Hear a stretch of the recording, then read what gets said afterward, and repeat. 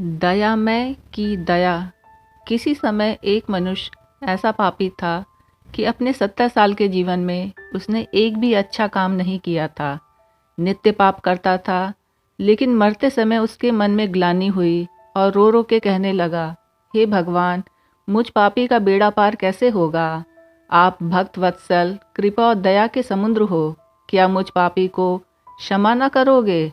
इस पश्चाताप का यह फल हुआ कि वह नर्क में गया, स्वर्ग के द्वार पे पहुंचा दिया गया। उसने कुंडी खड़खड़ाई, भीतर से आवाज आई, स्वर्ग के द्वार पे कौन खड़ा है। चित्रगुप्त, इसने क्या क्या कर्म किए हैं।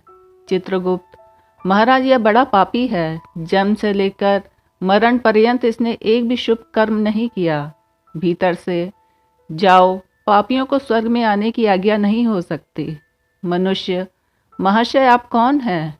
भीतर, योगेश्वर।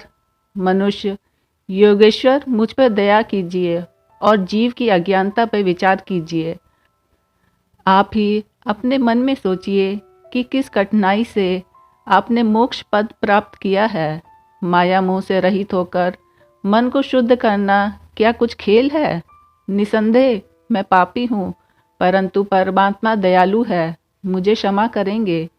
भीतर की आवाज़ बंद हो गई। मनुष्य ने फिर कुंडी खड़खड़ाई।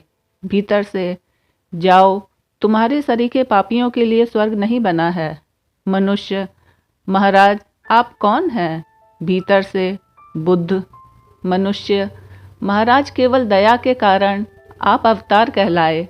राजपाट, धन दौलत सब पर लात मार के प्राणी मात्र का दुख निवारण करने के हेतु आपने वैराग्य धारण किया।